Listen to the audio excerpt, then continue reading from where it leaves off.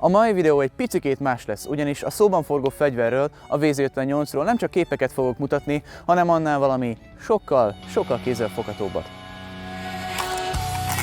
Szó szerint, a következő pár percben bemutatom a VZ58 történelmét és működését. Én Dávid vagyok, és ez itt a Blacksmith.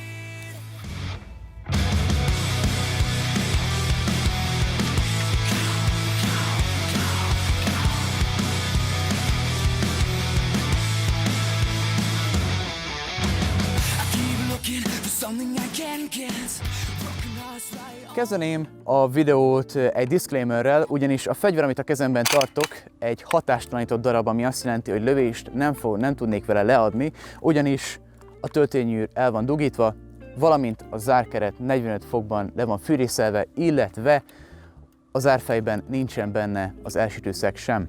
Kezdjük is hát a fegyver történelmével, képzeljük el a következő helyzetet. Az 1950-es évek közepén vagyunk, és Csehszlovákia már a Varsói Szerződés tagja, és ekkoriban a Varsói Szerződés, pontosabban a Szovjetunió jobban szerette volna, hogyha az összes tagállamnak egy olyan fegyvere lenne, amik legalább ugyanazt a lőszert használják.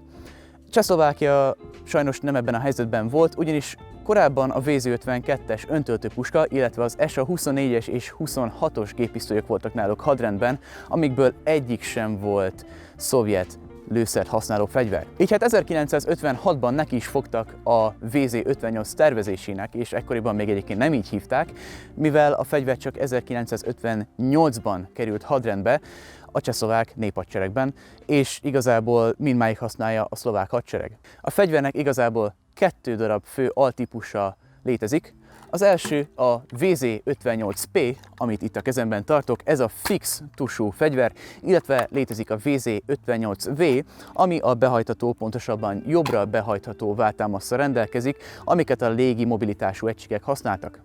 Habár a fegyver megjelenése hasonlít az AK rendszerű fegyverekre, valójában semmi köze nincsen hozzá, mindössze tényleg csak ergonómiailag és, amit mondtam, megjelenésben hasonlítanak, illetve az egyetlen hasonlóság a kettő fegyver között a lőszer, amit használnak, az pedig a 762x39. És ha már a megjelenésnél tartunk, beszéljünk a fegyver megjelenéséről is. A fegyver legszembetűnőbb különbsége az AK-tól a faberakás, ami valójában nem is fa, hanem préselt faforgács és műanyag kompozitja. Az irányzék még szinte teljes mértékben megegyezik az AK megtalálhatójával, 100 és 800 méter közötti állításokat láthatunk a nézőkén.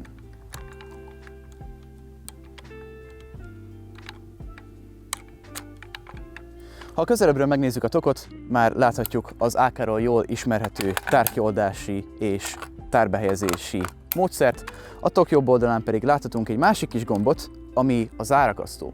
Ez egy hatalmas különbség az AK és a VZ58 között, ugyanis a VZ58-on, amint mondtam, van egy zárakasztó, amíg az AK-on általában nincsen.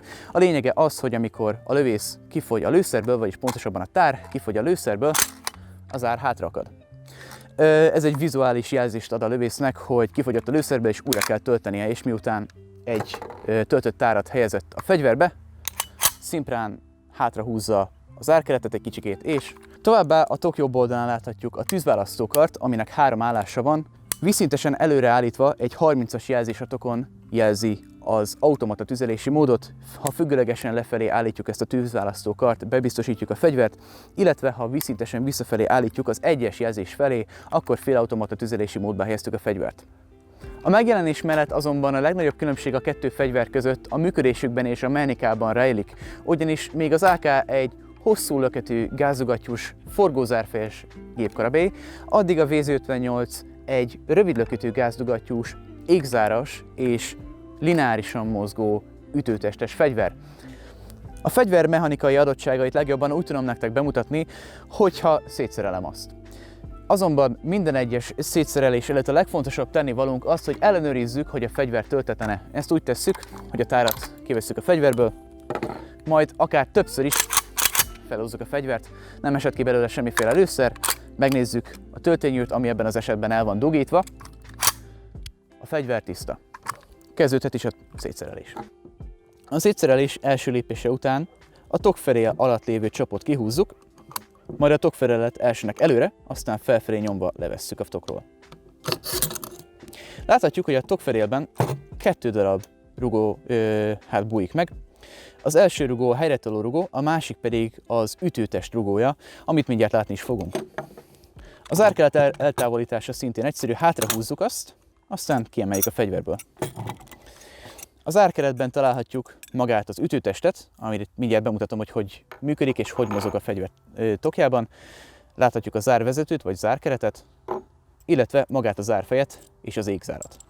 Ahhoz, hogy hozzáférjünk a gázdugattyúhoz, ezt a csapot ki kell nyomni és ki kell húzni a helyéről, majd az előagy felső részét szépen leemeljük, és szemünk elé tárul is a krómozott, rövid löketű gázdugattyú. Az égzár működése a forgózárral szemben a következő.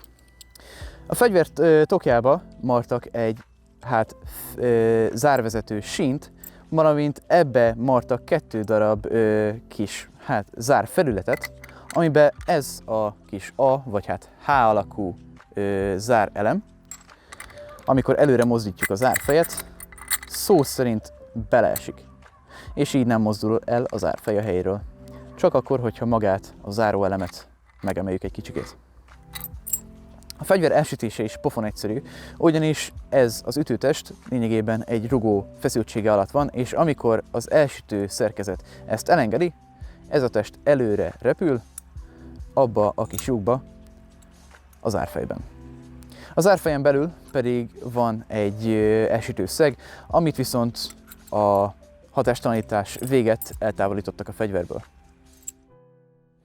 Az összeszerelés pedig lényegében a szétszerelés, csak megfordítva.